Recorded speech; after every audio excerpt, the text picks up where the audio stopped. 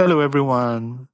Welcome to another episode on the show, Control or Be Controlled, podcast designed to help you start thinking differently and take control of your life. And I remain your host, Darlington. Anxiety affects hundreds of millions of people around the world, including myself. Yet, for decades, treatment options have remained largely the same. But what if the future of mental health lies not in simply managing symptoms, but in precisely targeting the biology behind them? Our guest today has spent more than 30 years in neuroscience research, authoring over 80 peer-reviewed scientific publications on topics including anxiety, Alzheimer's disease, neurobiology, and mental health. What makes our guest today's work especially compelling is that he brings both scientific expertise and personal experience to the conversation.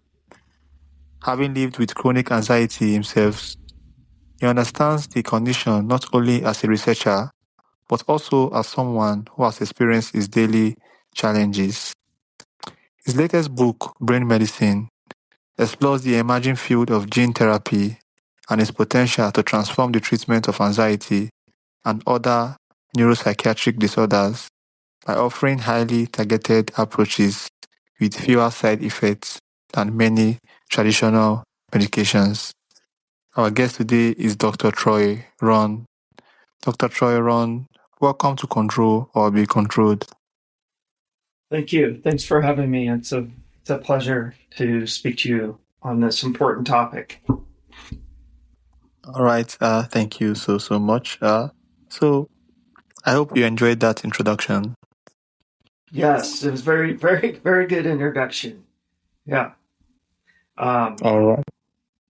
I am, somebody also that suffers from anxiety. And that was really one of the main motivations of writing the book was, not only to kind of show people that what anxiety is in terms of it's it's rooted, it's not just psychological, it's rooted in our brain circuits, our genes, and our proteins, but also just to give my own personal kind of story of how I've had to live with anxiety. And that was really the compelling reason why I wrote the book was, I felt like the timing was right for bringing both the science and my personal story together.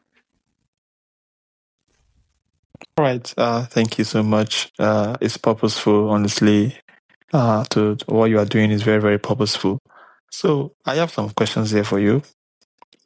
You spent more than 3 decades studying the brain. How did you first get attracted to neuroscience? Well, I think for me, when I think about the reason why I became interested was it really came from personal frustration. Like I said, I've dealt with anxiety myself, and what stood out to me was how limited our treatment options felt, especially like my kind of anxiety where it kind of hits hard and fast. And, thinking about kind of the standard medications that are available to us today, these medications, they take a long time. They can take weeks to work, or, they don't really help in those really acute moments. And so at about the same time, my background is in neuroscience and pharmacology. So I started looking at this not just as a patient, but as a scientist, asking, why is this still the best we can do?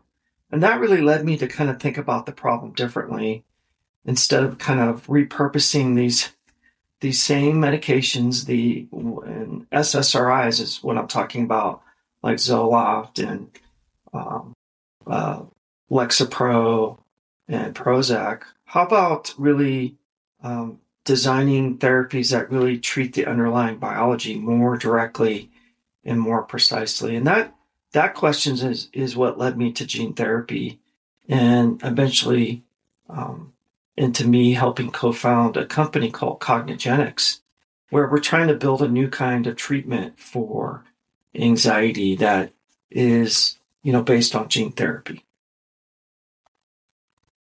Okay, thank you so much, Dr. Ron. So you don't just study anxiety, you have lived with it. I myself have lived with anxiety. There was a time I used to wake up every morning in fear and in anxiety. And I kind of felt that was a spiritual problem. So what do you have to say about people who think anxiety is a spiritual problem? Yeah, I think that's a big misconception, is that anxiety is, kind of like a person that's just overthinking, that it's a personality flaw or sign of weakness. But in reality, it's a biological brain disorder. And it's really rooted in our genes. And one of the genes that we think is really important is a gene that encodes for a receptor that binds to a neurotransmitter called serotonin. And serotonin is a chemical, it's a neurotransmitter chemical that is very important for mood. And how serotonin works is that when it's released in the brain, it binds to these receptors, and the receptors are what kind of initiate the molecular mechanisms, if you will, that lead us to have anxiety. And that's okay. Anxiety is adaptive. It's meant to be in place to help us potentially, escape a dangerous situation. Think of it as like a smoke detector. But the problem is that if you have chronic anxiety, then it becomes disabling. And, it's kind of like that smoke detector that just keeps blaring away, even though there's no more fire or smoke. And so when we think about these receptors, that's a really important piece to the puzzle. And serotonin actually binds to 15 different serotonin receptors in the brain. Yet we think that it's one receptor that is responsible for giving us these feelings of anxiety, and that's the 5-HT2A receptor. And the current medications like Zoloft and Prozac, etc., called SSRIs, basically boost serotonin throughout the brain and act on all 15 of these receptors. And that's where we can get all kinds of side effects and problems. But what if we could just tune down the one receptor that is really causing these anxiety feelings? And that's what gene therapy gives us the potential to do. It's going to give us the potential to precisely tune down this single serotonin receptor. And we've shown in animal models that when we use gene therapy to do just that, not only do we decrease anxiety, but we also greatly improve memory. So think of it, the analogy I like to use is, instead of kind of rewiring the whole house, it's like fixing that single faulty circuit. Okay, why many will still largely believe that it's a spiritual problem? I hope they can take things from this particular answer. So, anxiety disorders affect millions of people, yet treatments haven't changed dramatically in decades. Why do you think the progress has been so slow? Well, I just think we haven't been having enough honest conversations about how limited our current treatments for anxiety are, and how much room there is for these new approaches like gene therapy. I think that we just tend to accept medications right now that really only partially work, or come with side effects. And not without really thinking about better options. And so I think that's a important thing is that, you know, when we think about clinicians, we can't lose sight of the biology. And not only that, but one of the things that I think we need to change is reducing stigma. I think we've made progress in that area, but there's still a lot of hesitation that people have about talking about anxiety and mental health in general. Um, and that's why, again, I think my book can be really helpful in that respect because I'm a person that has anxiety and also I'm trying to find these better treatments. But the reality is that these are brain-based conditions, just like any other medical issue. And the more we kind of normalize that and make it easier for people to talk about and seek help, I think the better outcomes we're going to see. Okay, so why do you think people are not having honest conversations about anxiety?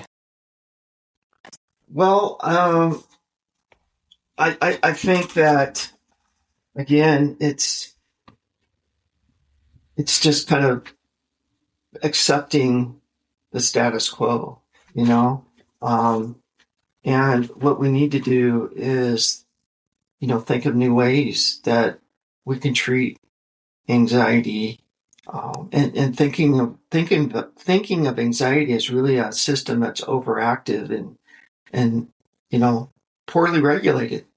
And the again, the analogy here is that it's based on our own brain biology.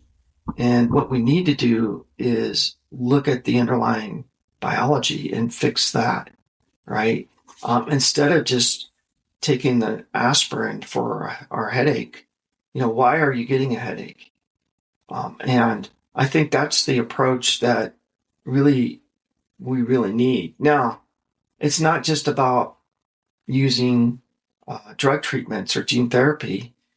It's also important that we look at other treatment strategies like cognitive behavioral therapy, for example, and psychotherapy, because I see these as completely complementary. And therapy for myself is really important because it can help you kind of identify and change those thought patterns or those emotional responses that bring on anxiety. And so we really need a holistic approach, right? Therapy can really help us get to the root of why we have anxiety and give us tools that will help us kind of manage that stress and anxiety when it comes on strong. So, I think there's a holistic approach that needs to be done. And kind of what gene therapy is doing, it's adding nuance to the biology. That's important. And when people can understand the biology, I think that helps reduce shame and can help people engage in healing. Okay, so you describe these therapies as being more precise and potentially producing fewer side effects. How do they achieve that level of precision? Yeah, I think that's a great question. And this really is where mental health treatment is going. It's becoming more individualized. And we're already moving towards this, what we call precision medicine, where treatment is really tailored to the individual rather than kind of this one size fits all approach. And a great example of this, where it's already working in medicine, is a therapy called CART therapy for cancer. And what happens in CART therapy is doctors actually will take a patient's own immune cells and then genetically modify them to target that specific cancer for that specific patient. And then they put these immune cells back into the person. And what happens is these immune cells begin to attack that cancer. So it's highly personalized. It's incredibly targeted. And I think mental health is kind of heading in that same direction, right? So again, instead of giving everyone the same SSRI and hoping it works, we're eventually going to look at someone's genetics, their brain circuitry, even their own kind of specific receptor expression. And we're going to design treatments that are much more precise. Now, it's important to understand that we're not quite there yet in psychiatry, but the model already exists, and we're just starting to apply it to the brain. Okay. So why do you say that we are not there yet? Well, I think it's because when we talk about gene therapies, this is an area that's just exploding, like I said, already for cancer. But when we talk about brain, it's really been delegated to those really life-threatening disorders. We think about Huntington's disease and we think about muscular dystrophy. We think about, ALS and these really fatal disorders. But when we talk about neuropsychiatric disorders like depression and anxiety, again, I think it's just been accepted. The status quo has been accepted, and but I believe that the progress that my own company has made has really kind of shown the path that this is a viable approach.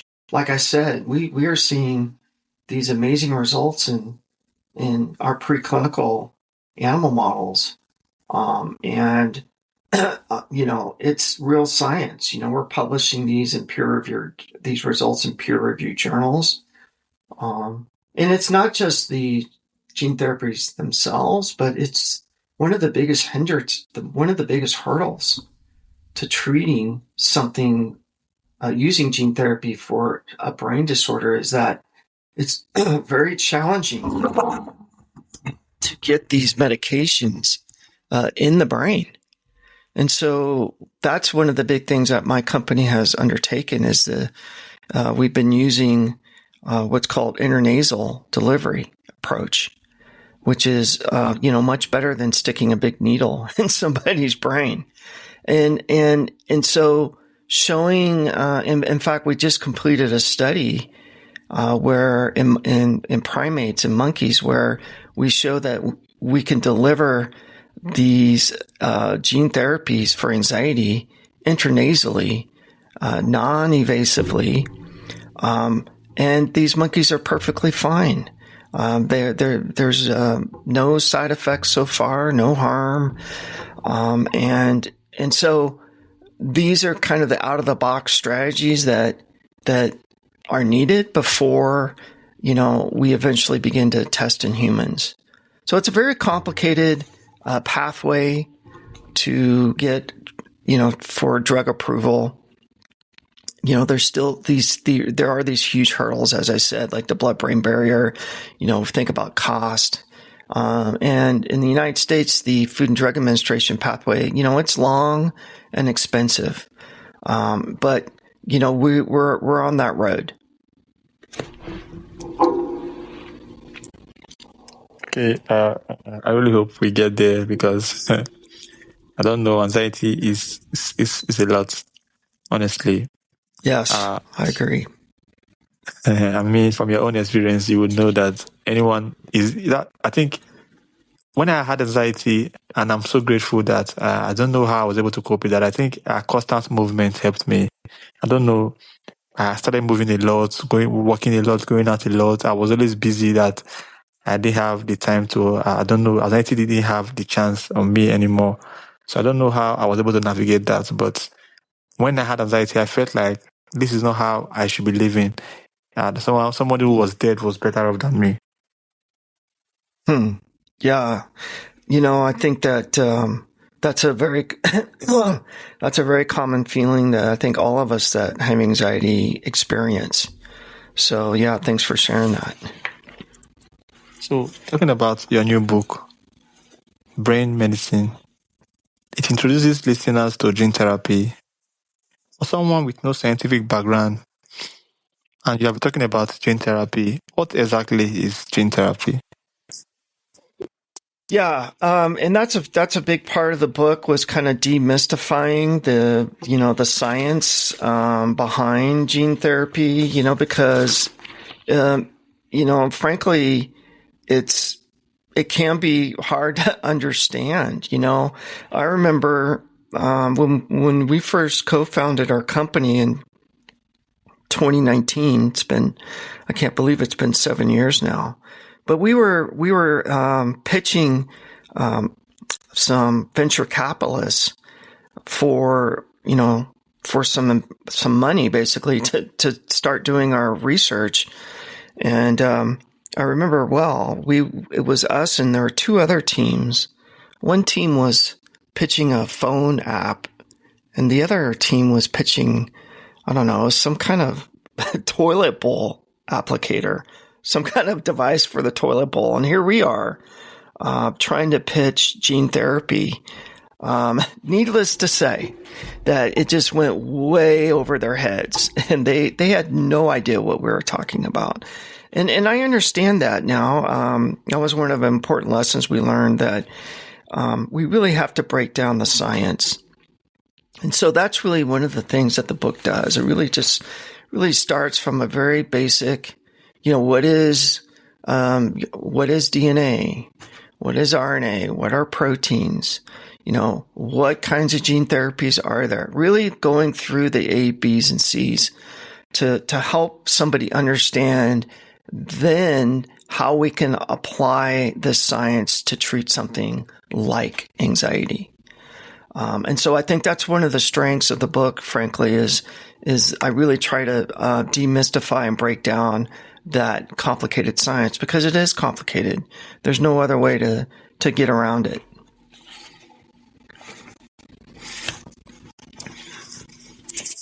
All right. Thank you so much, Dr. Ron. So, beyond medication and emerging therapies, I'm sure there are lifestyle habits that have the strongest scientific evidence for reducing anxiety. Can you share those habits with us?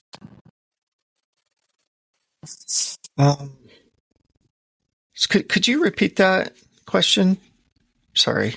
Beyond medication and emerging therapies, what lifestyle habits have the strongest scientific evidence for reducing anxiety? Oh, yeah. Well, I think, lifestyle changes are, super important. We talk about things like getting the right amount of sleep, exercising, nutrition. All of these things can impact our brain function. And these types of changes, we often kind of overlook them because they're not very flashy. They're in comparison to medicine and gene therapy, but they can have a massive impact on brain function. So these types of lifestyle changes are really shaping neurotransmitter balance in our brain, our stress response, how we respond to stress, and kind of our overall brain health. So in a lot of ways, these lifestyle factors they're really the foundation. And if they're not in place, then it's going to be much harder for anything else to really work effectively. And so, yeah, I always am promoting ways to manage our stress. What are the, things that we can do to manage our stress? And there are lots of easy things that we can do every day to reduce our stress, but also looking at that nutritional aspect, physical exercise. I'm a firm believer that there's really nothing better you can do for your brain or your body for that matter, than to have regular exercise. So yeah, incorporating these lifestyle factors are really important and easy things we can do. Okay. So is it possible that we might not be needing any medical, but lifestyle is enough for anxiety? Is that possible? Yeah, of course. I think it's possible, but then there are people where the anxiety, and I think it really is depends on the degree of anxiety that you have, and whether or not lifestyle changes or therapy, like cognitive behavioral therapy, can be enough. But for some people, it's not enough. The anxiety is just too overwhelming.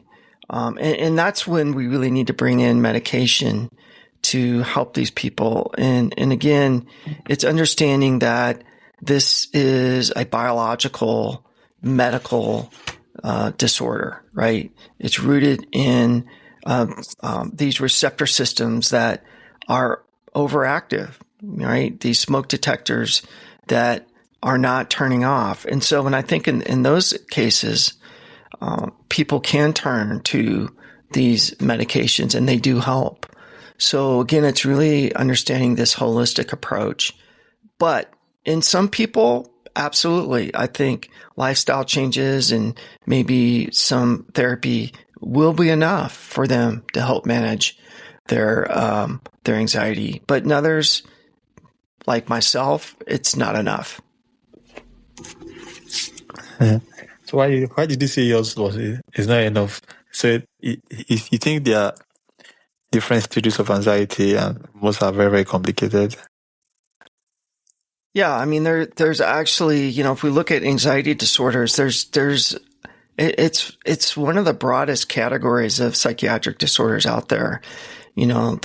There's many different types of anxiety disorders, and we could also even throw in things like OCDs, which now are kind of considered separate than anxiety disorder, but they used to be, obsessive compulsive disorders used to also be kind of lumped together. And frankly, we do use the same medications to treat both, but, I think part of the heterogeneity that we see in people is because of the fact that not everybody has the same type of anxiety.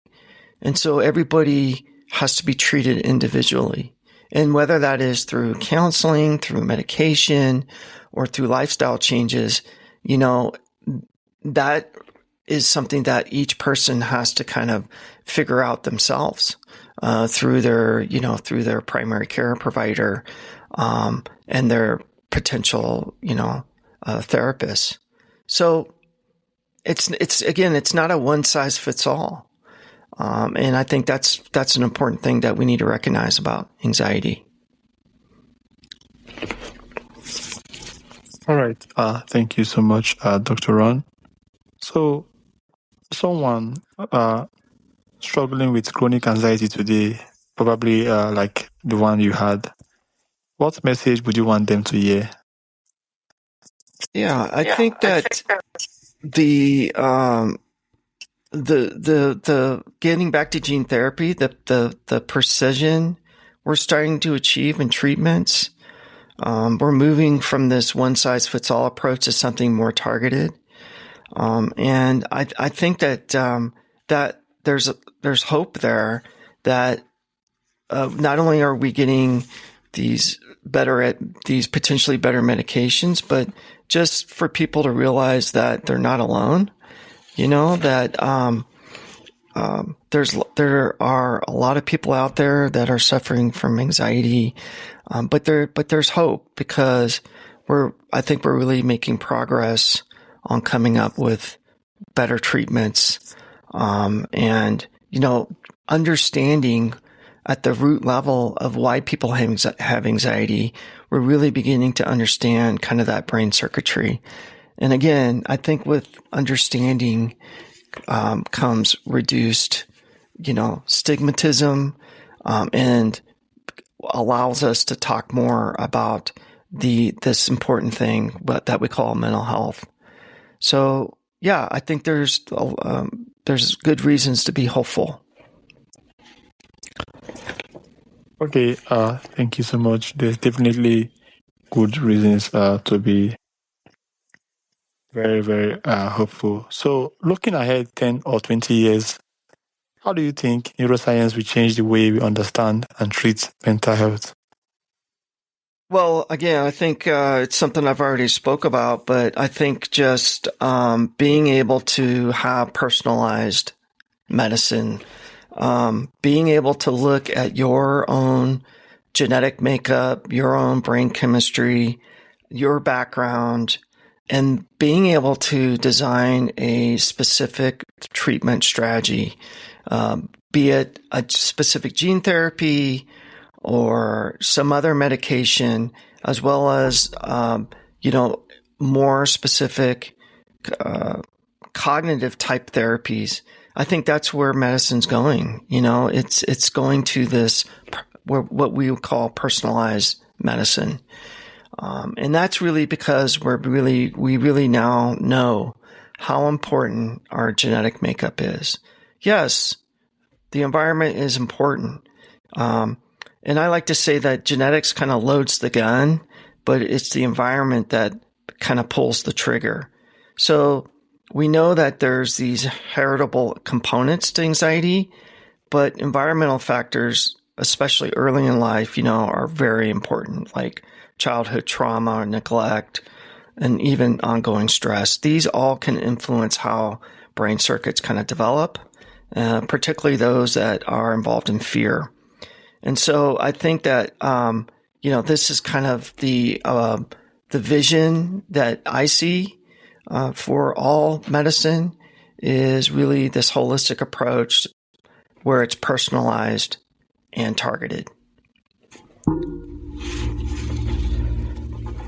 All right. Thank you so much for sharing both your scientific expertise and your personal journey. Conversations like this reminds us that progress is mental health. Progress in mental health comes through curiosity, compassion, and a commitment to better understanding the human brain. So for those who would like to learn more about your work and your book, Brain Medicine, how can they do that? Yeah, well, again, thanks for having me. This is such an important question, and it was a great topic to talk about. I think the best way people can just learn more about myself, my book, is on Instagram. So my Instagram handle is Dr. Troy Rohn, TroyRohn. So that's all one word, Dr. Troy Rohn. My book, Brain Medicine, also can be found very easily on Amazon. It's available both through the Kindle version as well as through paperback. So, thanks again for this great discussion. I really appreciate your, being, providing this platform that we can talk about this issue that not just affects me and you, but affects millions of people out there. All right. Thank you so much. And I really hope people can take one or two from this and be able to work on their anxiety as well. Thank you so much. And thank you all for listening to Control or Be Controlled. If you found today's conversation valuable, everyone should find this conversation valuable because it's anxiety we are talking about here.